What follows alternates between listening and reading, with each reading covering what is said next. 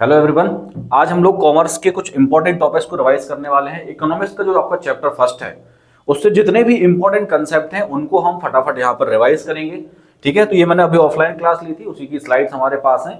इनको हम जल्दी से एक बार रिवाइज कर लेते हैं और जो इंपॉर्टेंट मोस्ट इंपॉर्टेंट है वही चीजें हम रिवाइज करेंगे, उनको हम एक बार देख लेंगे। ठीक है, सबसे पहले इकोनॉमिक्स क्या होता है, इकोनॉमिक्स की डेफिनेशन क्या होती है। तो देखिए यहाँ पर economics is the study of scarcity of resources. ये हम सभी को पता है, क्योंकि रिसोर्सेज जो है वो स्कैर है ना, कमी है रिसोर्सेज की, रिसोर्सेज लिमिटेड है, इसलिए हमें ये चीजें पढ़नी पड़ती हैं। अब इकोनॉमिक्स हम क्यों पढ़ते हैं? अगर मान लो स्कैरसिटी की प्रॉब्लम ना होती तो क्या हम इकोनॉमिक्स पढ़ रहे होते? नहीं पढ़ रहे होते। तो क्योंकि रिसोर्सेज की यहां पर कमी है, इसकी वजह से हमें इकोनॉमिक्स पढ़नी पड़ती है। ठीक है, तो सबसे पहली चीज तो यही हो गई, economics is the study of scarcity of resources. ठीक है, और उन रिसोर्सेस को कैसे एलोकेट करना है, हमें कैसे यूज करना है, और उन्हीं रिसोर्सेस को यूज करके कैसे बेस्ट निकाल के हमें लाना है, यही स्टडी कहलाती है इकोनॉमिक्स। ठीक है, अब देखिए रिसोर्सेस आर लिमिटेड। यहां पर हम तीन चीजों से डील करते हैं, है ना, scarcity of resources where resources are limited. ठीक है, पहली चीज आपकी क्या हो गई कि रिसोर्सेज आर लिमिटेड, रिसोर्सेज हैं आपके पास में यहाँ पे। ठीक है, दूसरी चीज क्या हो जाएगी, they are having multiple uses या अल्टरनेटिव यूजेस। जो रिसोर्सेज हैं आपके उनके बहुत सारे यूजेस हैं, तो resources are limited, having multiple uses, and human wants are unlimited. और ह्यूमन वांट्स कैसी हैं? ह्यूमन वांट्स अनलिमिटेड है, ह्यूमन की वांट कभी भी खत्म नहीं होती है। ठीक है, तो तीन चीजें हमें याद रखनी है। Economics is the study of scarcity of resources, ठीक है, where resources are limited and having alternative uses and human wants are unlimited. Done. अब इसके बाद नेक्स्ट चीज क्या होगी, अब आप इसको और में भी लिख सकते हो। ठीक है, ये समझने के लिए है कि क्यों हम इकोनॉमिक्स को पढ़ते हैं, तो वही चीज फिर से हो जाएगी रिसोर्सेज का। अब it is a study which deals with the allocation of resources. ये एक स्टडी है जो कि डील करती है allocation of resources in such a manner, in such a way that, अब तीन लोग होते हैं सोसाइटी में, उन तीनों को जो जो चाहिए वो मिल जाए। कौन कौन होते हैं? Such that the consumer maximises his satisfaction. एक कंज्यूमर को क्या चाहिए? सेटिस्फैक्शन। ठीक है, तो the consumer maximises his satisfaction. उसके बाद प्रोड्यूसर को क्या चाहिए? प्रॉफिट, तो the producer maximises his profit. ठीक है, और उसके बाद सोसाइटी को क्या चाहिए? सोसाइटी एज अ होल को चाहिए वेलफेयर, हमारा सबका भला हो जाए। ठीक है, तो society as a whole maximises its welfare. ठीक, तो एक बार फिर से पढ़ेंगे, it is a study of scarcity of resources which deals with the allocation of resources in such a way that consumer maximizes satisfaction। ठीक है, कंज्यूमर ने satisfaction maximize किया, producer maximizes profit, producer ने profit maximize किया, and society maximizes its welfare, society का भी भला हो गया। यही सारी चीजें कहलाती हैं इकोनॉमिक्स। ठीक है, इसको लिख सकते हैं, स्क्रीनशॉट आप ले सकते हैं। चलते हैं हम नेक्स्ट टॉपिक पे, क्योंकि ये क्विक रिवीजन क्लासेस हैं। ठीक है, आपको कोई डाउट वगैरह हो तो आप कमेंट सेक्शन में पूछ सकते हो। क्विक रिवीजन है, हम जल्दी जल्दी समझते चल रहे हैं क्योंकि आप साल भर ऑलरेडी पढ़ चुके हुए सारी चीजें। ठीक है, अब देखिए टाइप्स ऑफ इकोनॉमीज, कितने टाइप्स की इकोनॉमीज होती हैं? तो सबसे पहले कैपिटलिस्ट इकोनॉमी होती है, सोशलिस्ट होती है, मिक्स्ड होती है। ठीक है, कैपिटलिस्ट इकोनॉमी का मतलब होता है where the questions of what to produce, whom to produce, how to produce are decided by the market forces या forces of demand and supply या producer। तो यहां पे कौन डिसाइड कर रहा है सारे क्वेश्चंस? या तो प्रोड्यूसर या फिर डिमांड सप्लाई को, जिनको हम मार्केट फोर्सेस कहते हैं। तो मार्केट फोर्सेस, ठीक है, या फिर कौन करेगा? डिमांड सप्लाई, वही है। ठीक है, तो कुछ भी पूछ सकता है आपसे, कंफ्यूज नहीं होना है। ठीक है, तो कैपिटलिस्ट इकोनॉमी में क्या होगा? Factors of production are owned by the market forces and the question of what to produce, how to produce, for whom to produce are decided by market forces of demand and supply. ये तो हो गया capitalist. Example क्या हो जाएगा इसका? एक बहुत अच्छा एग्जांपल आपका कैपिटलिस्ट इकोनॉमी का हो जाएगा यूएसए। यूएसए क्यों हो जाएगा? क्योंकि यूएसए में ना मार्केट फोर्सेस ही डिसाइड करती हैं, गवर्नमेंट बीच में इंटरफेयर नहीं करती है। मार्केट फोर्सेस टोटली डिसाइड करती हैं कि क्या प्रोड्यूस करना है, किसके लिए करना है, क्या प्राइस होने वाला है, सारी चीजें फिक्स करता है कौन? डिमांड और सप्लाई। जिस चीज की डिमांड होगी प्रोड्यूसर वही प्रोड्यूस कर देगा। कहां होता है ये? अमेरिका में मार्केट इकोनॉमी है। ठीक है, चलो इसके बाद सोशलिस्ट इकोनॉमी। अब सोशलिस्ट इकोनॉमी का एग्जांपल सबसे पहले यूएसएसआर, आप सब जानते हो रशिया जो एक सोशलिस्ट कंट्री कहलाती है, इसी चक्कर में रशिया और यूएसए की लड़ाई भी चलती है। ठीक है, अब देखो यूएसएसआर आपका सोशलिस्ट कंट्री है। सोशलिस्ट का मतलब होता है where all the factors of production are owned by the government sector. ठीक है, and the questions of what to produce, for whom to produce and how to produce are decided by government. ठीक है, तो सरकार सब कुछ अपने हाथ में ले लेती है ना, सारी चीजें, जितने भी प्राइस डिसाइड करना हो, जितने भी मेजर डिसीजन होंगे, कौन लेगा यहाँ पे? गवर्नमेंट लेगी। क्यों लेगी? क्योंकि लोगों को एक्सप्लॉइटेशन से बचाना होता है। अगर प्राइवेट सेक्टर में दे देंगे तो लोगों का एक्सप्लॉइटेशन होगा, क्योंकि मेन मोटिव प्राइवेट का क्या होता है? मेन मोटिव इनका होता है, मोटिव होता है कैपिटलिस्ट का क्या होता है? Motive profit earning. ठीक है, वहीं अगर सोशलिस्ट की बात करें तो इनका मोटिव क्या होता है? इनका मेन मोटिव होता है सोशल वेलफेयर। ठीक है, तो इनका मेन मोटिव जो होता है सोशल वेलफेयर, किनका? सोशलिस्ट वालों का। और कैपिटलिस्ट वालों का मेन मोटिव होता भी है प्रॉफिट अर्निंग। तो अमेरिका में जो सिस्टम है इकोनॉमी का, वहां प्रॉफिट अर्निंग मेन मोटिव है, वो पैसे कमाते हैं। मान लो आप एक जीन्स खरीद सकते हो 3000 रुपए की, तो यहां पर वो 3000 की जीन्स ही बनाएंगे। तो आप ये लेविस वेविस जितने भी आपके ब्रांडेड जीन्स आते हैं ना, वो सारे अमेरिकन मेड होते हैं। आप देख लेना, जो एक्सपेंसिव शूज आते हैं, नाइकी है, पुमा है, ये सब कहां के ब्रांड्स हैं? अमेरिका। ठीक है, क्यों? क्योंकि वहां पे लोग खरीद सकते हैं, और जो खरीद सकता है, जिस चीज की डिमांड है, वो प्रोड्यूस कर देते हैं। ठीक है, अब यहाँ गरीब जो लोग रहे होंगे, थोड़े बहुत जितने भी परसेंटेज में होंगे, वो अफोर्ड नहीं कर सकते, उनका एक्सप्लॉइटेशन हो रहा है ना, उनको कोई नहीं देख रहा, उनका ध्यान नहीं दिया जा रहा, बट है तो है, क्योंकि कैपिटलिस्ट में मेजॉरिटी की ही सुनी जाएगी। ठीक है, बट सोशलिस्ट में क्या होता है? अगर आपकी कंट्री में ऐसे भी लोग हैं जो 200 रुपए की, 300 रुपए की जीन्स खरीदेंगे, या शूज 500 रुपए के खरीद सकते हैं, तो उनका भी ध्यान रखना पड़ेगा। इसलिए गवर्नमेंट सब कुछ अपने हाथ में डिसीजन ले लेती है, क्योंकि एक्सप्लॉइटेशन पुअर्स का, या जो बीपीएल लोग होते हैं, उनका नहीं होना चाहिए, जो बिलो पॉवर्टी लाइन पीपल है, नहीं होना चाहिए। तो गवर्नमेंट सारा कुछ अपने हाथ में ले लेती है। ठीक है, तो factors of production are owned by government and motive क्या होगा? Social welfare. ठीक, ये हो गया हमारा सोशलिस्ट। यूएसएसआर या रशिया, इसका क्या हो जाएगा? एक एग्जांपल हो जाएगा आज के टाइम पे। ठीक है, यूएसएसआर रशिया एक ही है, पहले यूएसएसआर नाम था, आज उसको हम रशिया कहते हैं। ठीक है, यूएसएसआर एक बड़ी कंट्री था, फिर वो डिसइंटीग्रेट हो गया डिफरेंट स्मॉल कंट्रीज में। यूक्रेन, बोलीविया, ये सब उसी के पार्ट होते थे, पोलैंड वगैरह। ठीक है, चलो अब मिक्स्ड इकोनॉमी की बात करते हैं। तो मिक्स्ड इकोनॉमी में क्या होता है कि दोनों डिसाइड करते हैं। कौन दोनों? प्राइवेट प्लस गवर्नमेंट सेक्टर, दोनों हाथ में ले लेते हैं अपने सारी डिसीजंस को। ठीक है, जैसे मान लो what to produce, how to produce, for whom to produce, सब कुछ दोनों मिलकर डिसाइड करते हैं। And factors of production are also owned by the private as well as government sector. इसको हम कहते हैं मिक्स्ड इकोनॉमी। अब सवाल आता है कि इसका एग्जाम्पल कौन होगा? एग्जाम्पल होगा इंडिया। ठीक है, क्यों? हमने तो सर सुना था इंडिया सोशलिस्ट कंट्री है। देखिए, जब इंडिया इंडिपेंडेंट हुआ था, जब हम आजाद हुए थे, तब हम एक्चुअल में सोशलिस्ट, हमने इकोनॉमी या सोशलिस्ट अप्रोच जो है वो अपनाई थी। डन। बट अब जो इंडिया जब धीरे धीरे ग्रो करता गया, जब हम आगे बढ़े, नई नई पॉलिसीज लेकर आए, तो फिर इंडिया धीरे धीरे किसमें कन्वर्ट हो गया? मिक्स्ड इकोनॉमी में। ठीक है, आज आप देख सकते हो इंडिया में प्राइवेट और गवर्नमेंट दोनों की कंपनीज चलती हैं, दोनों मिलकर डिसीजंस लेते हैं। ठीक है, हमारे यहाँ पे टाटा, बिरला, अंबानी, अडानी भी हैं, और हमारे यहाँ सरकार की कंपनीज भी हैं, जैसे कि भेल, सेल, गेल एक्सेट्रा, है ना। तो ये दोनों मिलकर ही डिसाइड करते हैं, दोनों मिलकर इकोनॉमी चलाते हैं। Prices are decided by both of them. ठीक है, तो ये एक छोटा सा टॉपिक है, टाइप्स ऑफ इकोनॉमीज। तीनों टाइप हमने पढ़ लिए, इसको एक बार लिख लेना या स्क्रीनशॉट ले लेना। आगे बढ़ते हैं, चलिए आगे देखिए, what do mean bye PPC.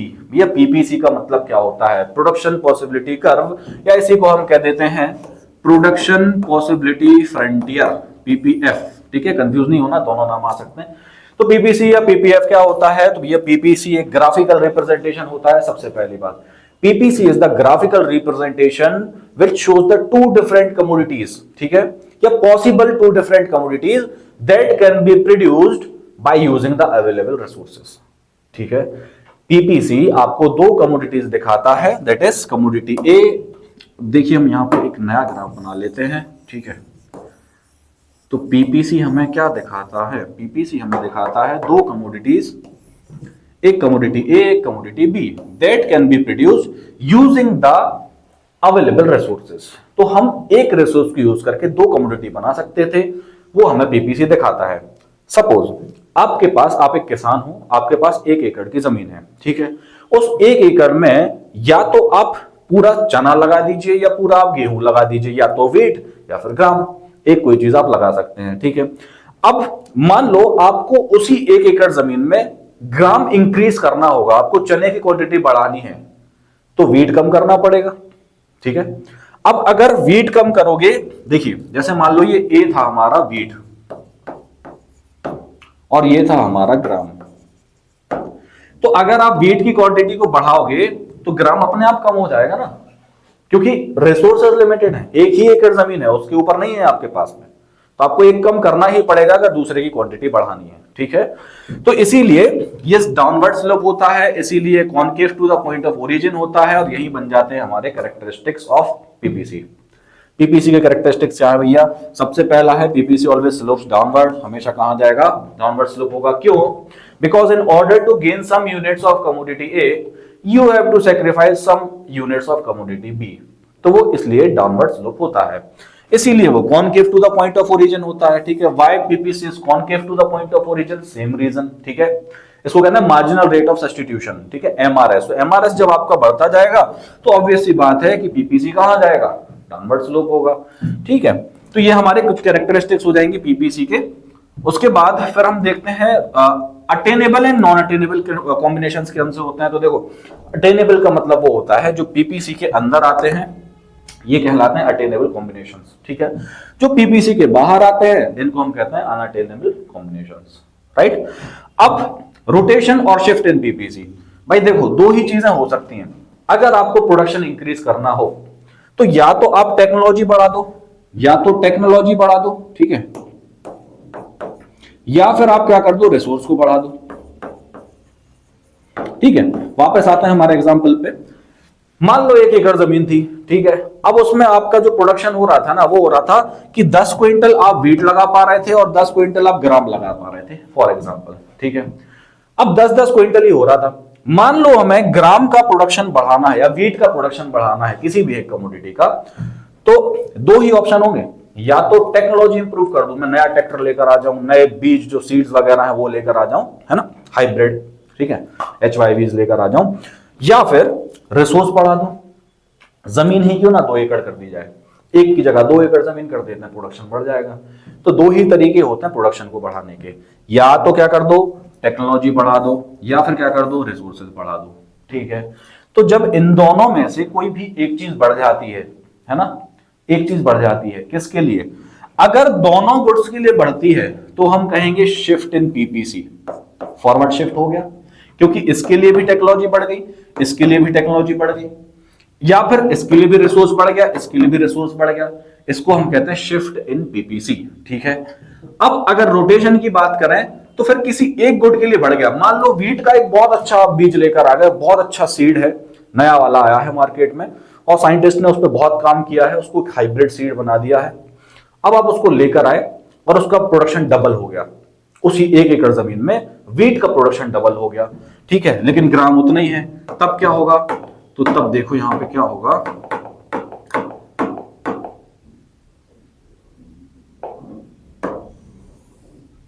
चलो तब क्या होगा सर? तब ऐसा होगा कि वीट का प्रोडक्शन तो बढ़ जाएगा लेकिन ग्राम का प्रोडक्शन वही रहेगा, ठीक है। वीट का प्रोडक्शन बढ़ जाएगा, ग्राम का वही रहेगा। इसको कहते हैं रोटेशन इन द पीपीसी, ठीक है। शिफ्ट और रोटेशन, शिफ्ट कब होगा? दोनों गुड्स के लिए या तो टेक्नोलॉजी बढ़ जाए या फिर रिसोर्स बढ़ जाए। शिफ्ट रोटेशन कब होगा? किसी एक गुड के लिए टेक्नोलॉजी बढ़ जाए या फिर रिसोर्सेज बढ़ जाए, ठीक है। तो ये हमारा पीपीसी है। आई होप आपको ये समझ आ गया होगा। इसके बाद हम आगे बढ़ते हैं। चलिए, what are the central problems of economy? आपसे पूछा जाता है कि सेंट्रल प्रॉब्लम्स ऑफ इकोनॉमी कौन कौन सी हैं। तो सेंट्रल प्रॉब्लम्स ऑफ इकोनॉमी आपकी 3 है। What to produce, how to produce, for whom to produce. अब व्हाट टू प्रोड्यूस का मतलब क्या होता है? व्हाट टू प्रोड्यूस मतलब क्या बनाया जाए। अब ये हमें क्यों सोचना पड़ रहा है? अगेन सेम, रिसोर्सेज लिमिटेड है ना भाई। अगर रिसोर्सेज लिमिटेड हैं तो हमें सोचना पड़ेगा कि रिसोर्सेज को यूज करके हम कौन सा गुड प्रोड्यूस कर लें। एक प्रोड्यूसर को सोचना पड़ेगा ना, ठीक है। तो यहां पर वो सोचेगा कि व्हाट टू प्रोड्यूस, क्या बनाऊं मैं, और क्या ऐसा बनाऊं जिसकी डिमांड ज्यादा हो वो बनाऊं, या जो लोग ज्यादा पसंद कर रहा हूं वो बना लूं, या फिर कोई ऐसी चीज बनाऊं जो मेरे लिए बहुत अच्छी होगी। तो वो बहुत सारी चीजें इसमें सोचेगा, ठीक है। What to produce, how to produce में क्या होगा, हाउ टू प्रोड्यूस कैसे बनाऊं। अब उसने ये सोच लिया कि मैं क्या बनाऊंगा, सपोज वो कह रहा कि मैं एक कोई डेयरी मिल्क बनाऊंगा, या किसी किसान ने सोच लिया कि वो व्हीट उगाएगा अपने खेत में, ठीक है। अब है कि कैसे, हाउ, हाउ टू प्रोड्यूस। तो दो ही मेथड होती है, या तो लेबर इंटेंसिव या मशीन इंटेंसिव। लेबर इंटेंसिव मतलब वो लेबर यूज करेगा। लेबर कब यूज करेगा, जहां प्रोडक्शन आपका कम होना होगा, ठीक है, कैपिटल जो है छोटा कैपिटल इन्वॉल्व होगा। उसके अलावा लेबर इजीली या चीपली मिल जाती है आपके कंट्री में, ठीक है, तो फिर हम लेबर के साथ जाएंगे। मशीन इंटेंसिव कब यूज करेंगे, मशीन इंटेंसिव तब यूज करेंगे जब कैपिटल ह्यूज हो, प्रोडक्शन ह्यूज हो, और जो लेबर है वो एक्सपेंसिव हो, ठीक है, इनमें से कुछ होगा, तो फिर हम मशीन पे शिफ्ट हो जाएंगे। डन। इसके बाद फॉर होम टू प्रोड्यूस किसके लिए बना जाए, there are different sections in the society. तो एक लो इनकम ग्रुप होता है, एक मिडिल इनकम ग्रुप होता है, एक हाई इनकम ग्रुप होता है। अब आप किसी भी एक ऐसी कंट्री में जो कि गरीब है, वहां जाकर आप हाई इनकम ग्रुप के लिए गुड्स बनाएंगे तो आप ही लॉस में जाएंगे ना, क्योंकि 10 लोग ही खरीदने वाले होंगे। 100 लोग तो वो है जो मीडियम इनकम वाले थे, ठीक है। मतलब आपने एक जीन्स बनाया सपोज, तो वो 1000 रुपए की जीन्स खरीदने वाले 100 लोग थे, वहीं 5000 की खरीदने वाले सिर्फ 6 लोग थे। तो आपने देखा कि 6 लोग हैं तो मैं हाई इनकम ग्रुप में बना देता हूं, तो लॉस किसका होगा, लॉस आपका होगा। तो ये भी देखना पड़ता है फॉर होम टू प्रोड्यूस, है ना। तो what to produce, how to produce, for whom to produce, ये होती है हमारी सेंट्रल प्रॉब्लम्स ऑफ इकोनॉमी, ठीक है। डन। इसके बाद अपॉर्चुनिटी कॉस्ट की हम बात कर लेते हैं। What do mean by opportunity cost. तो opportunity cost in simple words क्या होता है, it is a value of alternative for next best alternative use, ठीक है, या value of a factor for next best alternative use, ठीक है। ये क्या होती है आपकी अपॉर्चुनिटी कॉस्ट। इसका मतलब क्या हुआ, इसका मतलब ये हुआ सिंपली कि आपने एक जो सेकंड बेटर ऑप्शन था ना, उसको छोड़ के सबसे टॉप वाला ऑप्शन सेलेक्ट कर लिया। तो जो सेकंड बेस्ट था ना, वो हमारे लिए क्या हो जाएगा, अपॉर्चुनिटी कॉस्ट। अगर ये नहीं करता तो मैं ये कर लेता। फॉर एग्जाम्पल, यहां एक एग्जाम्पल अपन ने लिखा है, 4-5 कमोडिटीज आपको दी है ना। इसको हम फिर से समझ लेते हैं एक बार। Suppose A B C D 4 commodities आपको यहां पर दी हुई हैं, ठीक है। अब आप इनका नाम भी रख सकते हो, या तो मैगी चॉकलेट कर लो, या फिर व्हीट, सोयाबीन, ग्राम, ऐसे कर लेना, ठीक है। तो ए बी सी और डी। सपोज ये व्हीट थी, ये ग्राम था, ठीक है, ये सोयाबीन था, ये राइस थे। आपने 4 फसलें उगाई, और मतलब 4 ऑप्शंस आपके पास में थे कि मैं ये लगा सकता हूं 1 एकड़ जमीन में, ठीक है। अब व्हीट जब आप मार्केट की कीमत पता की तो वो 10,000 की बिक रही थी। आपने जब ग्राम की वैल्यू पता की तो वो 20,000 का बिक रहा था।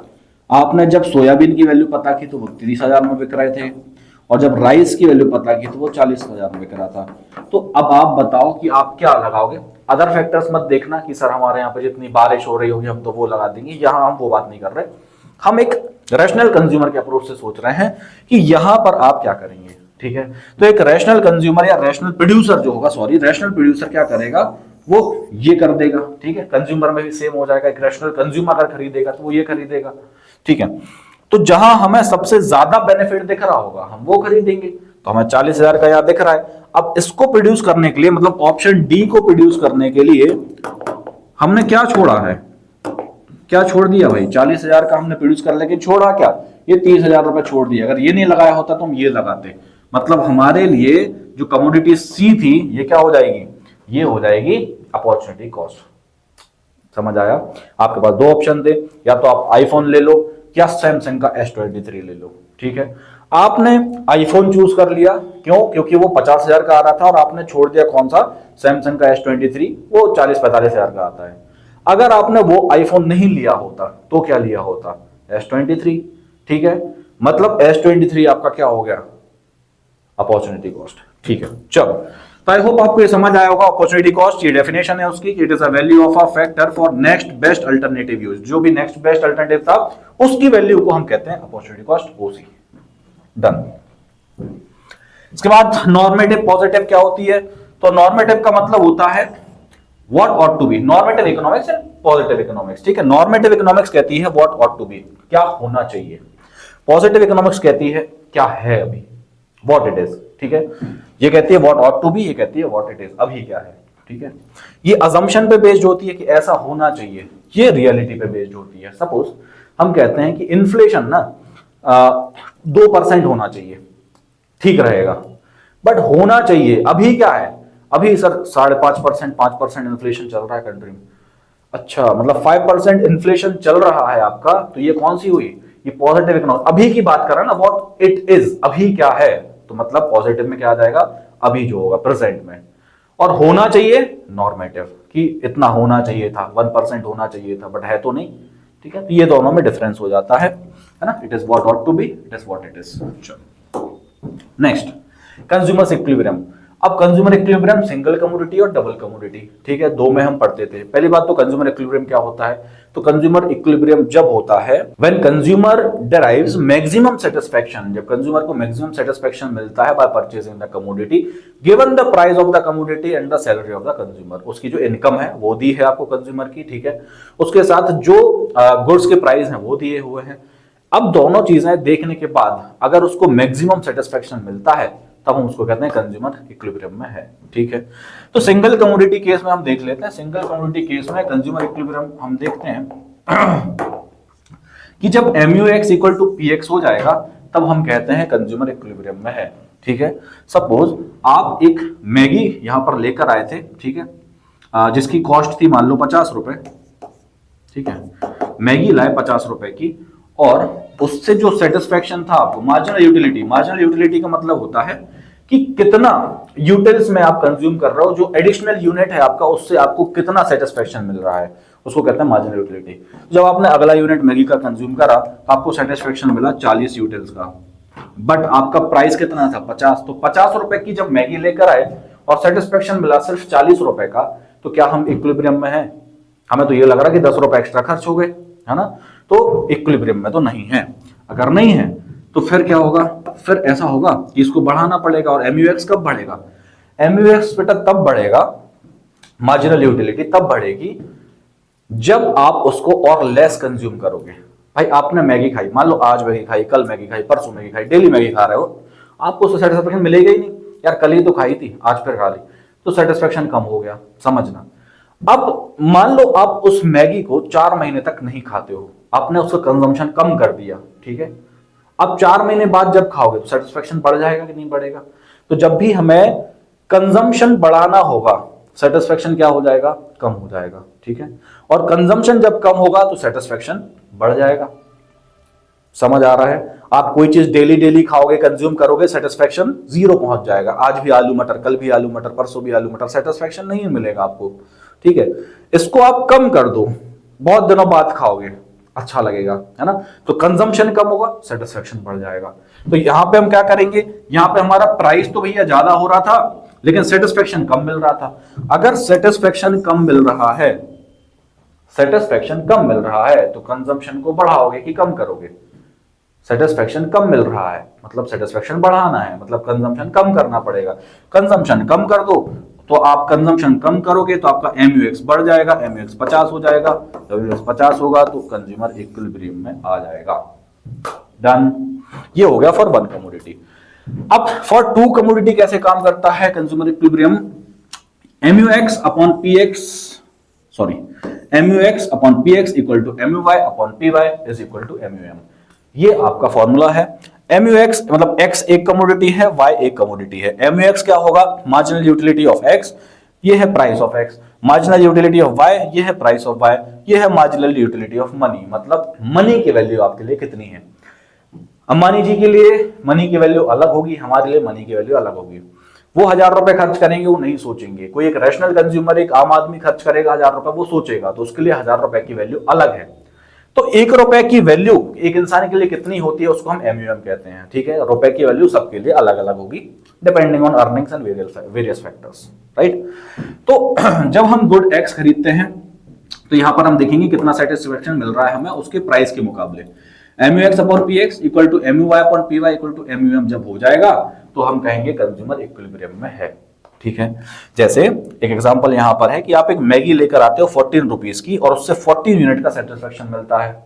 ऐसे ही एक चॉकलेट लेकर आते हो 20 रुपए की और 20 यूनिट का उससे सेटिस्फेक्शन मिलता है, ठीक है। और आपके लिए मनी की वैल्यू भी कितनी है, 1 रुपए है, ठीक है। तो इससे भी एक सेटिस्फेक्शन मिला, इससे भी एक मिला, और यहां पर भी आपका MUM क्या था, 1 था। तीनों बराबर आ जाते हैं मतलब कंज्यूमर सेटिस्फेक्शन हो सेटिस्फाई जो है वो हो गया है और कंज्यूमर आपके इक्विलिब्रियम में है। ठीक है, चलो तो ये हो गया। इसके बाद टोटल यूटिलिटी मैक्सिमम कब होगी, एक छोटा सा पॉइंट है कि हम पॉइंट ऑफ स्टेटी किसको कहते हैं। पॉइंट ऑफ स्टेटी हम किसको कहते हैं, तो पॉइंट ऑफ स्टेटी क्या कहलाएगा, जहां आपका MU 0 होगा वहीं पर TU मैक्सिमम होगा और इसी पॉइंट को हम कहते हैं पॉइंट ऑफ स्टेटी। TU जो है वो मैक्सिमम, MU जो है वो 0 हो जाएगा, इसको क्या कहते हैं, पॉइंट ऑफ स्टेटी कहते हैं। ठीक है, चलो इसके बाद elasticity of demand. Elasticity of demand क्या होती थी, तो भैया प्राइस में कितने परसेंट चेंज करेंगे कि डिमांड इतने परसेंट चेंज हो जाए, मतलब प्राइस चेंज करने से डिमांड में कितना चेंज आता है, उसको कहते हैं प्राइस इलास्टिसिटी ऑफ डिमांड। आज मान लो किसी चीज की प्राइस जो है वो 100 रुपए है और उसकी डिमांड 100 यूनिट्स है। ठीक है, प्राइस जो है वो 100 रुपए है और उसकी डिमांड जो है वो कितनी है, 1000 यूनिट्स, 1000 यूनिट्स की डिमांड है। मान लो हमने इसकी प्राइस बढ़ा के कर दी 150 और इसकी डिमांड पहुंच गई 500 यूनिट ही बिक रहे हैं क्योंकि हमने प्राइस बढ़ा दिया। आप चॉकलेट लेने गए डेयरी मिल्क अगर आज 6 रुपए की मिलेगी तो उसकी डिमांड बहुत कम हो जाएगी क्योंकि परफेक्टली कॉम्पिटिटिव मार्केट है, सब लोग बेच रहे हैं, होमोजीनस प्रोडक्ट है। ठीक है, बहुत कम हो जाएगी, राइट। तो यहां पर प्राइस अगर 100 थी, डिमांड 1000 थी, प्राइस हमने 150 कर दी, डिमांड 500 हो गई। मतलब प्राइस जब 50 चेंज हुई, 50 यूनिट से प्राइस बढ़ी तो डिमांड 500 यूनिट से कम हो गई। तो इसको हम देखते हैं कि प्राइस में कितना चेंज आने से डिमांड में कितना चेंज आ गया, इसको कहते हैं इलास्टिसिटी ऑफ डिमांड। अगर प्राइस में थोड़ा सा चेंज आया है, डिमांड में बहुत चेंज आ गया है, इलास्टिसिटी ज्यादा है। प्राइस में जितना चेंज आया उतनी ही डिमांड चेंज हुई, इलास्टिसिटी यूनिटरी है। प्राइस में थोड़ा सा चेंज हुआ लेकिन डिमांड में बहुत ज्यादा चेंज हो गया, इलास्टिसिटी ज्यादा है। ठीक है, प्राइस बहुत चेंज हो गई, डिमांड में कोई चेंज ही नहीं हुआ, मतलब लेस इलास्टिक है, इनइलास्टिक है। प्राइस बहुत ज्यादा चेंज हो गई, मान लो 5 रुपए थी 500 हो गई, डिमांड में कोई ज्यादा चेंज नहीं आया, इनइलास्टिक है ना, ज्यादा इलास्टिक नहीं है। डन। इसके ग्राफ देख लो एक बार, परफेक्टली इलास्टिक, इंफिनिटी से हम नोट कर लेते हैं। ठीक है, elastic, less elastic, perfectly inelastic, तो ये ग्राफ्स हैं आपके। तो आई होप आपको ये समझ में आया होगा। नेक्स्ट जब मैं नेक्स्ट क्लास लूंगा, ऑफलाइन लूंगा, तो शायद मैं ऑफलाइन ऑनलाइन एक साथ कर दूंगा, वहां से आप पढ़ लेना, या फिर अगर पॉसिबल होगा स्लाइड्स रहेंगे तो मैं उससे आपको कवर कराऊंगा। ठीक है, तो ये हमारा आज का पहला चैप्टर था। आई होप आपको ये हेल्पफुल रहा होगा, एग्जाम आने वाले हैं आपके। मिलते हैं हम जल्दी से नेक्स्ट वीडियो में। Thank you.